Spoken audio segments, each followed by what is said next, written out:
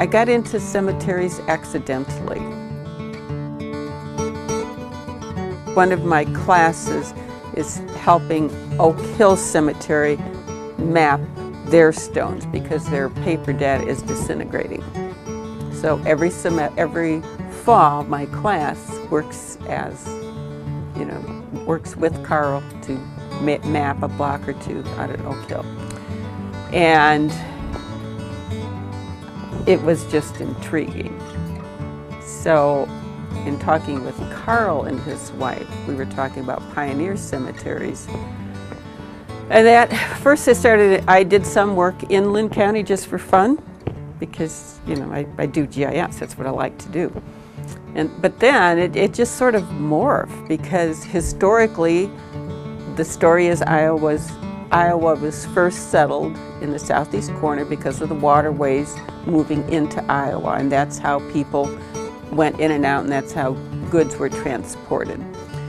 So it seemed sort of logical to me that if you could map all of these pioneer cemeteries, you should be able to track changes in population or trends.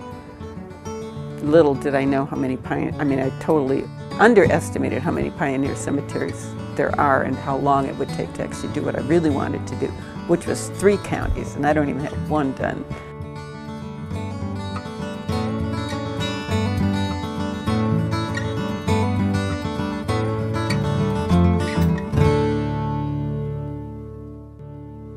My name's Gail Brown, had the Endowed chair. I did a study on pioneer cemeteries.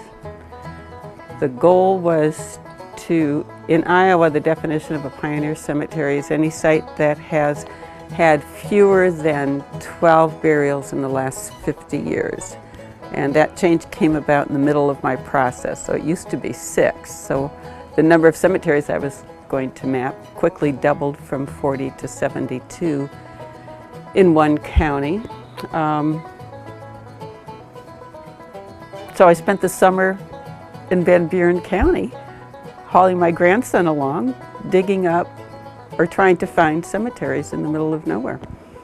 Ended up having to get a tetanus shot because of climbing barbed wire fences.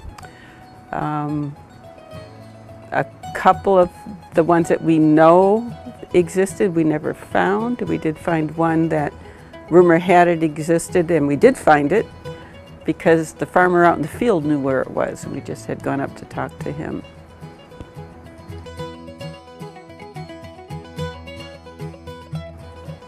Iowa is built on Section Township Range, which is where you get your country mile. So you have a mile square for farming purposes, and most of the cemeteries are dead center, so you can't see them from the road.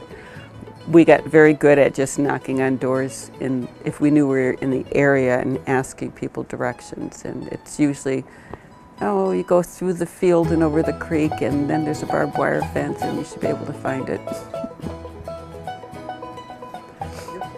So the goal is, if we can get this consistent, then we can either move to another county and get things done more quickly, or we can give our method and framework to Van Buren County and say, just fill it in, and then we'll bring it back, we'll proof it, we'll map it, and then any history teacher can jump into the Kirkwood library and say, okay, I need a map of how the post office is opened and closed, and because you can follow the development of Iowa when you turn them on and off by year. So then any history teacher could get to that data, and any research person would be able to download the raw data. The nice thing about the GIS is everything is its own layer. So post offices are 1 layer, railroads are 1 layer, census data is 1 layer, and you can turn them on and off. So if I want to know with the cemetery stones, if I do a 1-mile buffer of all the waterway in Van Buren County, is it showing that the earliest deaths are within 1 mile of the water, which would suggest the earliest pioneers came in that way. So you can have, like you're saying, a lot of data, but you don't have to display all of it.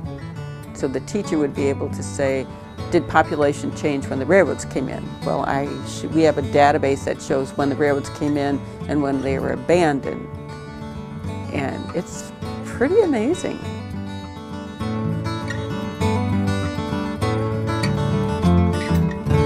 So where we are now, I'm applying for a series of grants with the National Endowment for the Humanities to come up with a methodology of how do we really map this stuff. Our target is Lynn County, and which is why I'm meeting with the History Center to see if I can get them to, jump on board in terms of saying, yeah, we'll help you with we'll give you information about what to map. We're applying for a startup grant. The ultimate goal, and we're working with the library, which is really fun. We're going to do this through the library as an educational resource, not just something for us. And when you begin looking at the pioneer cemeteries, and you understand that I cannot do this, there's just, you'd have to really invade a county to get it done.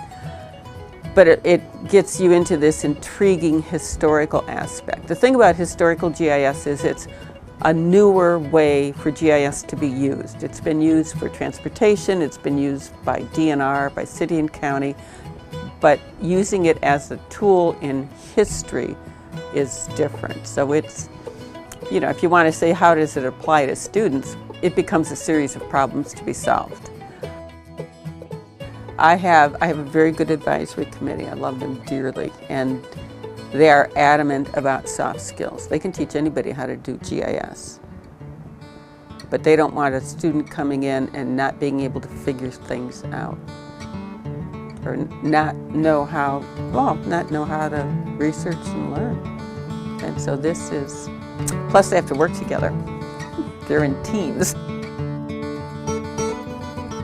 Yeah, but I'd love to take them out to do pioneer cemeteries. I think it'd be wondrous, because they get excited just going out to Oak Hill, because this is a real project. It's not a tutorial I made for them. It's something that needs to get done. So they're becoming a part of the history of Oak Hill, and I don't think we'll ever get it. It's 35 acres. I don't think we'll ever get it done, which is why we go back every fall.